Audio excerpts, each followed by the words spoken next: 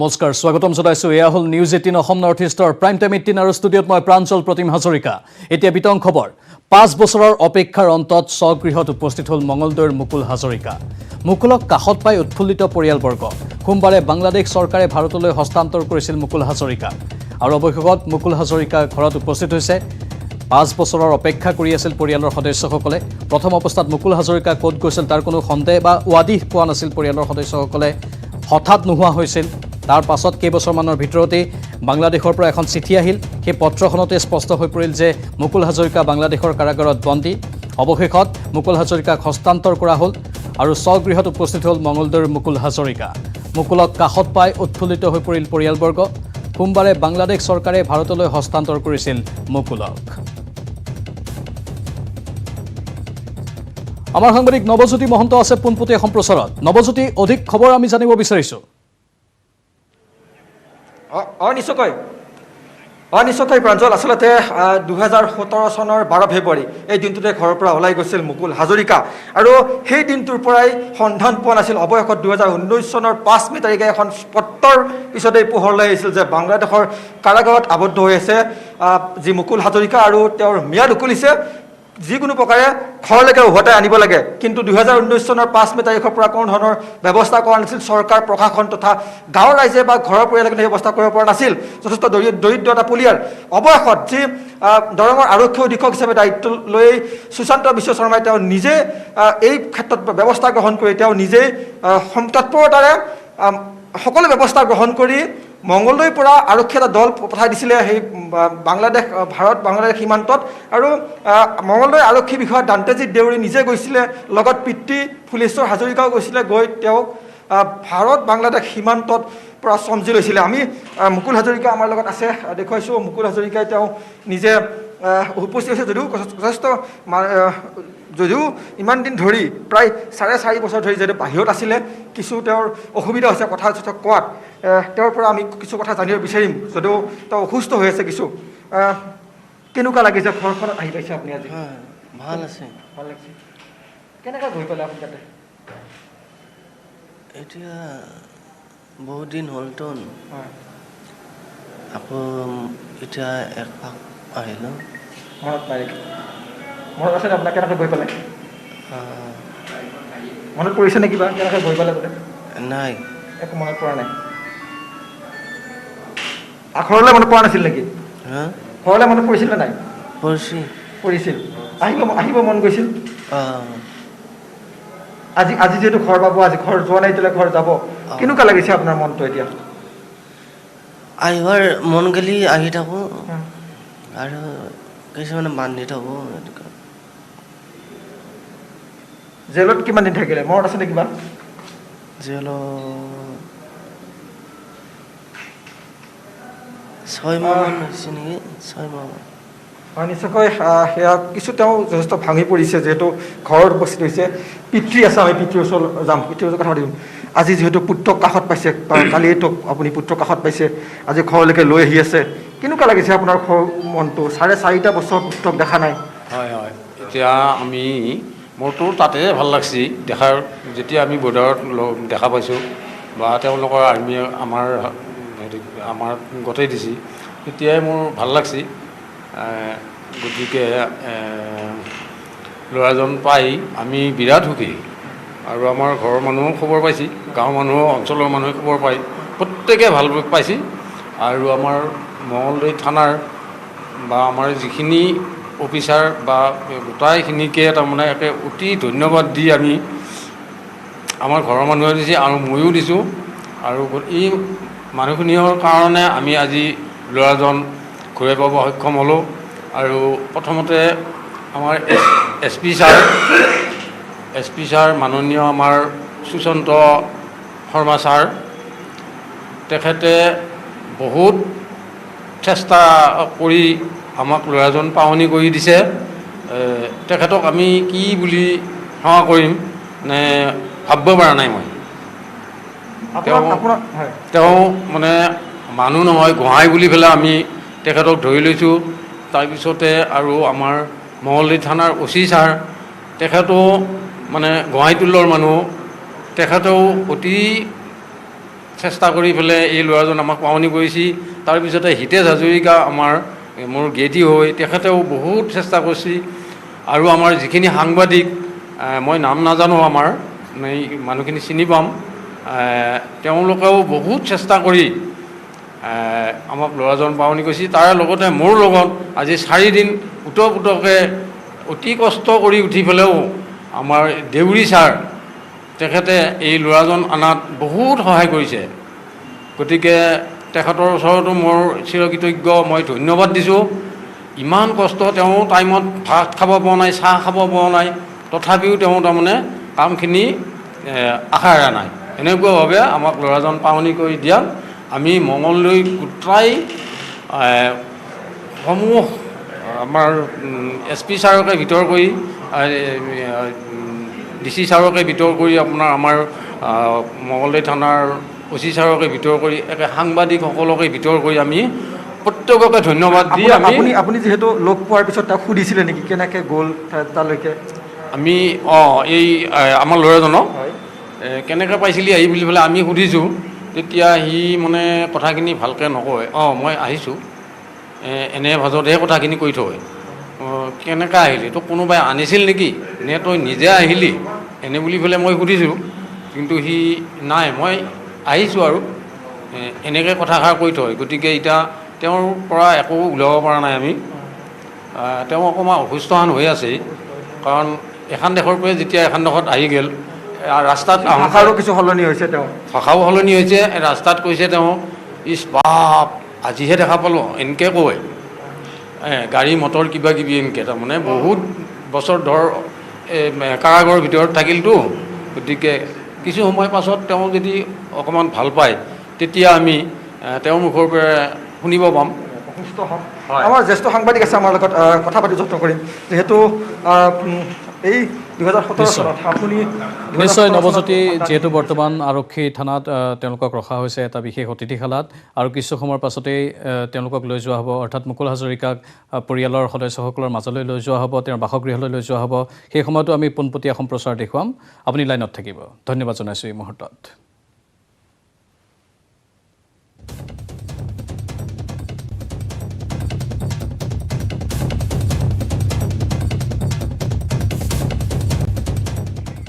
যোৰহাটৰ বাসগৃহলৈ অনা হ'ল চিকিৎসক বিক্ৰমজিৎ বৰুৱাৰ নিথৰ দেহ। নিমাতীঘাট ট্ৰেজেডিত প্ৰাণ হেৰুওৱা চিকিৎসকগৰাকীৰ মৃতদেহ বাসগৃহলৈ অনাৰ লগে লগে কান্দোনত ভাগি পৰিছে পৰিয়ালবৰ্গ। ইতিমধ্যে চিকিৎসকগৰাকীৰ বাসগৃহত উপস্থিত হৈছে মন্ত্ৰী পীযুষ হাজৰিকা। উল্লেখযোগ্য যে নিমাতীঘাট ফেৰী দুৰ্ঘটনাৰ এসপ্তাহৰ পিছত ভেকেলি চাপৰিত উদ্ধাৰ হৈছে চিকিৎসকগৰাকীৰ নিথৰ দেহ। নীলা টি চাৰ্ট, ক'লা পেণ্ট পিন্ধি থকা অৱস্থাত NDRF SDRFে উদ্ধাৰ কৰে উৱলি যোৱা মৃতদেহটো। কাপোৰ, হাতৰ টেটু আৰু ব্ৰেচলেট চাই মৃতদেহটো চিনাক্ত কৰে বিক্ৰমজিৎ বৰুৱাৰ বুলি। ইপিনে বিশ্বনাথত উদ্ধাৰ হৈছিল ডাক্তৰ বিক্ৰমজিৎ বৰুৱাৰ বেগ। এগৰাকী নাৱৰীয়াই বেগটো উদ্ধাৰ কৰি চমজাই দিয়ে নদী আৰক্ষীক। বেগটোত উদ্ধাৰ হৈছিল বিক্ৰমজিৎৰ পেন কাৰ্ড, ATM কাৰ্ড আৰু ড্ৰাইভিং লাইচেন্স। উল্লেখযোগ্য যে বুধবাৰে নিমাতীঘাটত সংঘটিত ফেৰী দুৰ্ঘটনাৰ পিছৰে পৰা সন্ধানহীন হৈ আছিল মাজুলীৰ গড়মূৰ চিকিৎসালয়ৰ চিকিৎসক বিক্ৰমজিৎ। ইপিনে প্ৰায় এসপ্তাহ পিছত চিকিৎসকগৰাকীৰ মৃতদেহ বাসগৃহলৈ অনাৰ পিছতেই শোকত ভাগি পৰিছে পৰিয়ালৰ লগতে গাঁওবাসী।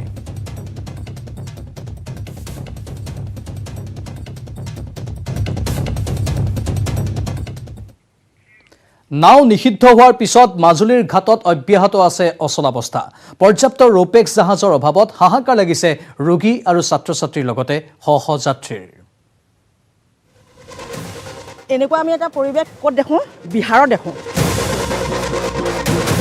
বিহাৰত যে লাইন পাতে বডিত উঠিবলৈ, আগতেতো নাওবিলাকত তেনেকৈ বডিটো উঠায়, ভিতৰতো উঠায়। গাড়ী মানুহ ওপৰত যিমান উঠে, মানুহ ভিতৰত সিমান উঠে। মাজুলীত হাহাকাৰ, ঘাটৰ চৌদিশে যাত্ৰীৰ ভিৰ, নাই টিকট। এটা টিকটৰ আশাত 3 দিন ধৰি ঘাটতেই খাপ পিটিছে এইগৰাকী বৃদ্ধই। বেমাৰে ধৰক বৰক কৰা শৰীৰ, টিকা ফটা ৰ'দৰ খাও খাও মূৰ্তি, অন্থকণ্ঠ শুকাই গৈছে পিয়াহত। এনে অৱস্থাত মনৰ ক্ষোভ মনতেই মাৰ নিয়াৰ চেষ্টা কৰি 3 দিনৰ অন্তহীন অপেক্ষা বৃদ্ধগৰাকীৰ। 3 দিন হ'ল অহা, এই 3 দিনত আমি এদিনো আজি টিকেট পোৱা নাই। আমি এটা লোকৰ মানুহৰ ঘৰত গৈ সোমাই আছোঁ। এতিয়া লানি পাতি মানুহৰ ৰ'দত থাকিব পৰা নাই। এই লানিত কেনেকৈ আমি থাকোঁ, এই ইমান ৰ'দত আমি কেনেকৈ হেৰি কৰি থাকিম? আমি লোকৰ ঘৰে আছোঁ, এতিয়া টিকেট কাটিবলৈ যাব পৰা নাই। অলেখ মানুহ, বৃদ্ধ বৃদ্ধা, মহিলা যুৱতী, ছাত্ৰ ছাত্ৰী, কোনোবাই যদি মহাবিদ্যালয়ত নামভৰ্তি কৰিবলৈ ওলাইছে, আন কোনোবাজন ওলাইছে চিকিৎসা কৰিবলৈ। ডিগ্ৰী এডমিশ্যন কাইলৈ লাষ্ট ডেট আছে। কোনোবাজন আহিছে পুৱা 3 বজাত, কোনোবাজনে টিকট পাইছে, আন কোনোবাই মনোৰথে অপেক্ষা কৰিছে ঘাটত। পৰিণতিত ক্ষোভত ফাটি পৰিছে যাত্ৰী। এনেকুৱা পৰিৱেশ আমি দেখা নাছিলোঁ জীৱনত এইটো বয়সলৈকে, কিন্তু এইটো যে এতিয়া চকু মূৰ খালে ঘটনাটো হোৱাৰ কাৰণে। কিন্তু এনেকুৱা আমি এটা পৰিৱেশ ক'ত দেখোঁ? বিহাৰত দেখোঁ। বিহাৰত যে লাইন পাতে বডিত উঠিবলৈ, আগতেতো নাওবিলাকত তেনেকৈ বডিটো উঠায়, ভিতৰতো উঠায়, গাড়ীৰ মানুহ ওপৰত যিমান উঠে মানুহ ভিতৰত সিমান উঠে। সকলোকে সন্তুষ্ট কৰিব নোৱাৰিলেও পৰাখিনি কৰিছে আভ্যন্তৰীণ জল পৰিবহণৰ কৰ্মচাৰীয়ে। পূৰ্বে ঘৰতে শুই বহি কটোৱা বহুকেইজন কৰ্মচাৰী এতিয়া নিয়মিতভাৱে আহিছে ঘাটলৈ। তদাৰক কৰিছে কাম কাজ। বৃদ্ধ বৃদ্ধা, ৰোগীয়া আৰু ছাত্ৰ ছাত্ৰীক পাৰে মানে সহায় কৰাৰ চেষ্টাও কৰিছে তেওঁলোকে। পেচেঞ্জাৰ 230জন আছে। 30জন আছে, তাৰমানে 230জন নহ'লে যেন আমাৰ মানে কি এক্সামৰ কিছুমান ষ্টুডেণ্ট আছিলে আৰু পেচেণ্ট আছিলে কেইজনমান, সেইকেইজনক দিয়া হৈছে, চান্স দিয়া হৈছে। 2018 চনৰ 5 ছেপ্টেম্বৰত গুৱাহাটীত সংঘটিত নাও দুৰ্ঘটনাৰ পিছতেই সৃষ্টি হৈছিল অনুৰূপ পৰিস্থিতি। কিন্তু কেইদিনমান পিছতে সকলো পাহৰি অনিয়মকে নিয়ম কৰি লৈছিল আভ্যন্তৰীণ জল পৰিবহণ বিভাগে। এইবাৰ তাৰ পুনৰাবৃত্তি হোৱাৰ বিপৰীতে বিভাগে অধিক জাহাজৰ ব্যৱস্থা কৰি যাত্ৰীক সকাহ দিব বুলি আশা মাজুলীবাসীৰ। মুখ্যমন্ত্ৰীয়ে প্ৰতিশ্ৰুতি দিয়া অনুসৰি দলং হোৱালৈ এনেদৰেই 4 বছৰ কষ্ট সহিবলৈ সাজু মাজুলীৰ ৰাইজ। মাজুলীৰ পৰা ভাস্কৰ জ্যোতি কটকীৰ report, news 18 Assam north east. এই মুহূৰ্তৰ এক ব্ৰেকিং নিউজ। 1 অক্টোবৰৰ পৰা অনুষ্ঠিত হ'ব বিশেষ মেট্ৰিক পৰীক্ষা। 11 অক্টোবৰলৈ চলিব বিশেষ হাইস্কুল শিক্ষান্ত পৰীক্ষা। সেবাই ঘোষণা কৰিছে বিশেষ হাইস্কুল শিক্ষান্ত পৰীক্ষাৰ সূচী। মূল্যায়ন পদ্ধতিত অসন্তুষ্ট পৰীক্ষাৰ্থীয়ে অৱতীৰ্ণ হ'ব পাৰিব পৰীক্ষাত। কোভিডৰ বাবে এইবাৰ অনুষ্ঠিত হোৱা নাছিল হাইস্কুল শিক্ষান্ত পৰীক্ষা। আমি পুনৰ জনাইছোঁ, 1 অক্টোবৰৰ পৰা অনুষ্ঠিত হ'ব বিশেষ হাইস্কুল শিক্ষান্ত পৰীক্ষা। 11 অক্টোবৰলৈ চলিব বিশেষ হাইস্কুল শিক্ষান্ত পৰীক্ষা। সেবাই ঘোষণা কৰিছে বিশেষ হাইস্কুল শিক্ষান্ত পৰীক্ষাৰ সূচী। মূল্যায়ন পদ্ধতিত অসন্তুষ্ট পৰীক্ষাৰ্থীয়ে অৱতীৰ্ণ হ'ব পাৰিব পৰীক্ষাত। কোভিডৰ বাবে এইবাৰ অনুষ্ঠিত হোৱা নাছিল হাইস্কুল শিক্ষান্ত পৰীক্ষা।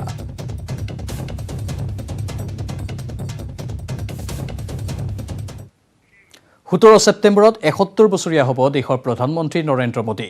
দেশজুৰি বিজেপিয়ে 20 দিনজুৰি কাৰ্যসূচীৰে পালন কৰিব প্ৰধানমন্ত্ৰী মোদীৰ জন্মদিন। অসম প্ৰদেশ বিজেপিয়েও লৈছে বিস্তৃত কাৰ্যসূচী।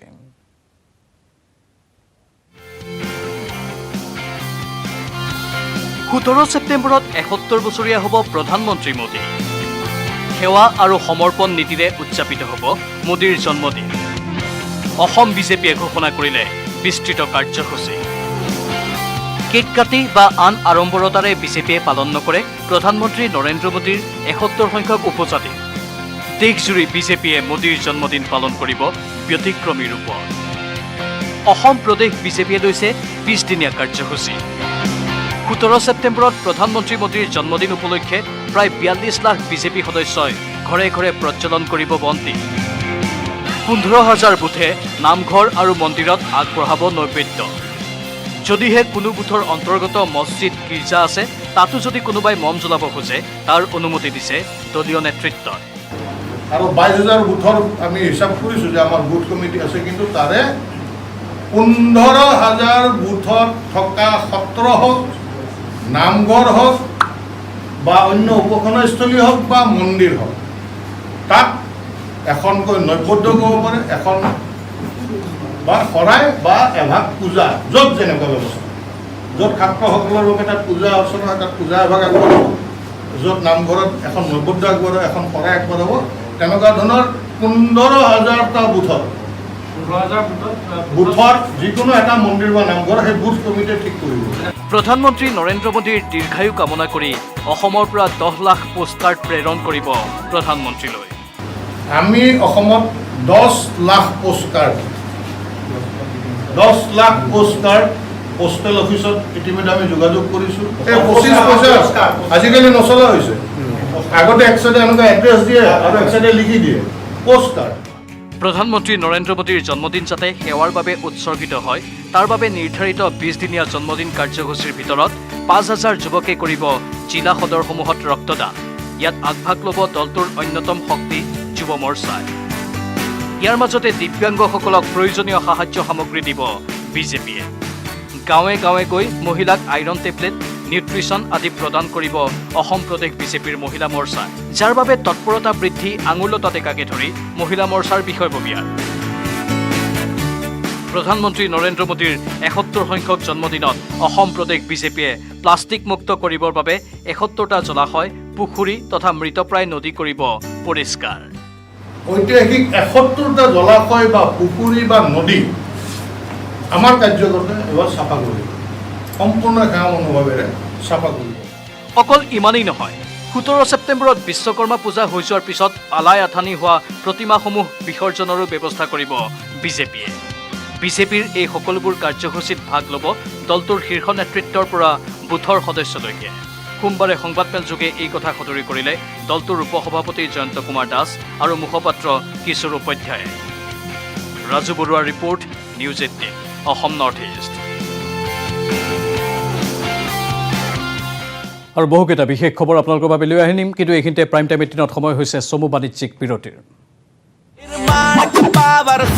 चल शुरू हो जा माय धन कर दे सब कुछ ऑन ट्रैक स्ट्रॉन्ग है माय धन फ्लेक्सिबल माय धन बड़ा समझदार নিৰ্মাণৰ মানদণ্ড माय धन।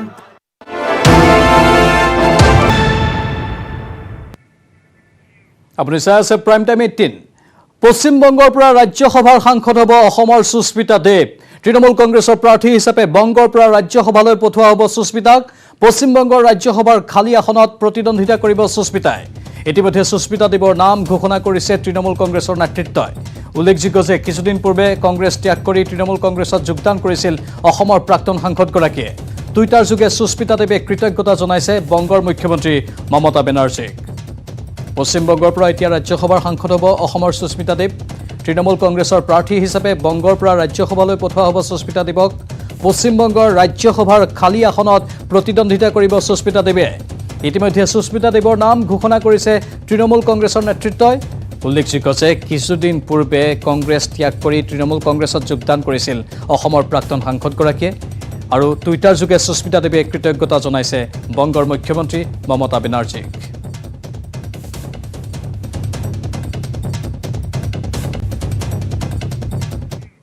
মহানগৰীত চিকিৎসক স্বামীৰ ভয়ংকৰ কাণ্ড। পত্নীক শাৰীৰিক মানসিক নিৰ্যাতন চলোৱাৰ লগতে 3 মাহ ধৰি টোপনি অহা বেজী দি ঘৰৰ ভিতৰত আবদ্ধ কৰি ৰাখিলে পত্নীক। অত্যাচাৰী স্বামীৰ বিৰুদ্ধে আৰক্ষী থানাত অভিযোগ দাখিল কৰা হৈছে। চিকিৎসক স্বামীৰ ভয়ংকৰ কাণ্ড। পত্নীক অমানসিক নিৰ্যাতন, 3 মাহ ধৰি সংজ্ঞাহীন বেজী দি ঘৰৰ ভিতৰত আবদ্ধ। চিকিৎসক স্বামীৰ বিৰুদ্ধে আৰক্ষী থানাত অভিযোগ। মহানগৰীৰ নাৰেংগীৰ ভূপেন্দ্ৰনগৰত সংঘটিত হৈছে এই ভয়ংকৰ ঘটনা। এই সন্দৰ্ভত শুনক ভুক্তভোগী মহিলাগৰাকীৰ মুখেৰে। দাখন লৈ পেলাই ৰাইট চাইডে কঁকালত ঘপিয়াই দিলে, তাৰপিছত ইনজেকশ্যন পূৰা লেফ্ট চাইডে গোটেই চিন আছে, মেডিকেল ট্ৰিটমেণ্ট কৰোৱা হৈছে, শ্লিপিং ইনজেকশ্যন দিয়া হৈছে। শ্লিপিং ইনজেকশ্যন যাতে মই ঘৰৰ মানুহক যাতে ক'ব নোৱাৰোঁ তাৰ বিষয়ে। হয়, আপুনি ঠিকেই শুনিছে। নিজৰ কুকীৰ্তি ঢাকি ৰাখিবৰ বাবে সুদীৰ্ঘ 3 মাহ দিন ধৰি টোপনি অহা বেজী দি পত্নীক ঘৰৰ ভিতৰত আবদ্ধ কৰি ৰাখিছিল স্বামীয়ে। নগাঁও জিলাৰ ৰহাৰ ৰন্থলী প্ৰাথমিক স্বাস্থ্য কেন্দ্ৰৰ জ্যেষ্ঠ চিকিৎসক গজেন চন্দ্ৰ নাথে পত্নীক চলাই আহিছে এই অকথ্য নিৰ্যাতন। আৰু গম পাওঁ মানে তেওঁ আৰু ছোৱালী চাই ফুৰিছে বোলে। মই তেওঁ কওঁ আৰু যে আৰু তেনেকুৱা যাতে আৰু মোৰ নিচিনা কাৰো লগত নহয়। আকৌ বিয়া পাতিব বিচাৰি আছে। আগতে দুজনীতো হৈছেই তেনেকুৱা। বড়ো চুকত থাকে ডেকা আৰু জোন ডেকা 5 লাখ টকা লৈ পেলাই মোক বিয়া দিছিলে গাড়ী কিনাৰ নামত। 2018 চনৰ 12 মেত গুৱাহাটীৰ ফৰেষ্ট গেটৰ ভূপেন্দ্ৰনগৰৰ যুৱতীগৰাকীক বিয়া পাতিছিল চিকিৎসক গজেন চন্দ্ৰ নাথে। চিকিৎসক স্বামী নাথে পূৰ্বে দুবাৰকৈ বিবাহ পাশত আবদ্ধ হৈছিল বুলি বিয়াৰ পাছতহে জানিব পাৰে যুৱতীগৰাকীয়ে। এনে প্ৰবঞ্চনাৰ প্ৰতিবাদ কৰাৰ বাবেই স্বামীয়ে শাৰীৰিক মানসিক নিৰ্যাতন চলাব ধৰে। শেহতীয়াকৈ প্ৰায় 3 মাহৰ পূৰ্বে এখন দাৰে ঘপিয়াই কঁকালত জখম কৰে মহিলাগৰাকী। গুৰুতৰভাৱে আঘাতপ্ৰাপ্ত মহিলাগৰাকীক চিকিৎসালয়লৈ নিয়াৰ পৰিৱৰ্তে নিজেই চিকিৎসা সেৱা আগবঢ়ায়। যিহেতু তেওঁৰ এই কুকীৰ্তি ৰাজহুৱা হোৱাৰ ভয়ত ঘৰৰ পৰা বাহিৰলৈ ওলাবলৈ দিয়া নাছিল পত্নীক। জখম হোৱা ঘাঁ শুকাবলৈ বেজী দিয়া বুলি কৈ নিতৌ দি আহিছিল টোপনি অহাৰ বেজী। তেওঁৰ 2জনী ৱাইফ আছে। ফাৰ্ষ্টজনীৰ লগত ডিভ'ৰ্চ হ'ল, ছেকেণ্ডজনীৰ লগত এতিয়াও কেছ চলি আছে, প্লাছ বাচ্চা এটাও আছে। এইখিনি মই যেতিয়া মানে গম পালোঁ এই 3 মাহ আগত, মই ক'লোঁ ঘৰত যে মই ঘৰত এইখিনি কথা কৈ দিম। তাৰপিছত এনেকৈ কওঁতে ক'লে যে দাখন লৈ পেলাই ৰাইট ছাইডে কঁকালত ঘপিয়াই দিলে। তাৰপিছত ইনজেকশ্যন পূৰা লেফ্ট ছাইডে গোটেই চিন আছে, মেডিকেল ট্ৰিটমেণ্ট কৰোৱা হৈছে, শ্লিপিং ইনজেকশ্যন দিয়া হৈছে। কিন্তু খুৱাই থৈ দিয়ে যাতে ৰাতি হ'লে মই জাগি থাকোঁ, ৰাতিটো ঘৰত ফোন কৰিব নোৱাৰোঁ, দিনত ফোন কৰিম বুলি এনেকৈ মানে ইনজেকশ্যন দিয়ে। টোটেল ক'ব গ'লে 1 year মান দিছে, প্লাছ এবৰ্চন কৰিছে ঘৰতে ইলিগেল। তিল তিলকৈ মৃত্যুৰ মুখলৈ গতি কৰা মহিলাগৰাকীয়ে যোৱা 7 ছেপ্টেম্বৰৰ নিশা সম্বিত ঘূৰাই পাই মাতৃলৈ মোবাইলত মেছেজ যোগে উদ্ধাৰ কৰিবলৈ অনুৰোধ কৰে। এনে অমানসিক নিৰ্যাতন চলোৱাৰ বিষয়ে মাতৃয়ে জানিব পাৰি ডক্টৰ গজেন চন্দ্ৰ নাথৰ বিৰুদ্ধে নুনমাটি আৰক্ষী থানাত এজাহাৰ দাখিল কৰে। সিহঁতে কিবা আলোচনা কৰি থকা গম পাইছে যে এই আৰু ইনজেকশ্যন দি কিনে এইবাৰ মাৰি দে বুলি। একদিন মই ৰাতি মেছেজটো পালোঁ, পাই কিনে মই পিছদিনা ৰাতিপুৱা ছোৱালীয়ে দিছিলে। কি বুলি দিছে? কৈছে মা মই মৰি যাম ইয়াতে, তুমি যেনে তেনে হা সেনেকৈ কৈছে। মই ৰাতিপুৱা 5টাতে গৈছোঁ, যোৱাৰ পিছত দেখা পাইছোঁ তাইৰ অৱস্থা একেবাৰে উঠিব নোৱাৰে, বহিব নোৱাৰে। মই তাক ইমান কাব কৰিছোঁ যে মেডিকেলত নিওঁ বোলা, সি গৈ বুলি মেডিকেলত কিয় নিব লাগে, মোতকৈ হেনো জানা, ড্ৰেছিং কৰা ডক্টৰে পৃথিৱীতে নাই, মই বেছি ভালকৈ জানো, সেনেকৈ কৈছে। এজাহাৰৰ ভিত্তিত আৰক্ষীয়ে গোচৰ পঞ্জীয়ন কৰি তদন্ত অব্যাহত ৰাখিছে যদিও এই পৰ্যন্ত গ্ৰেপ্তাৰ কৰা নাই। পত্নীক নিৰ্যাতন আৰু প্ৰবঞ্চনা কৰা এইজন চিকিৎসকক গ্ৰেপ্তাৰ কৰি পত্নীক ন্যায় প্ৰদান কৰিবলৈ দাবী জনাইছে অঞ্চলবাসীয়ে। নুনমাটিৰ পৰা অজয় বৰ্মনৰ report, news 18 Assam north east. ধাৰাবাহিক গতিত প্ৰাইম টাইম 18 চলি থাকিব, কিন্তু এইখিনিতে সময় হৈছে চমু বাণিজ্যিক বিৰতিৰ। कहानी संघर्ष की, कहानी उत्कर्ष की, कहानी एक ऐसी शख्सियत की जो गरीबी और गुमनामी के अंधेरों से निकलकर बना विश्व के सबसे बड़े लोकतंत्र का नायक। कौन है ये व्यक्ति? मैं Narendra Damodar Das Modi. The untold story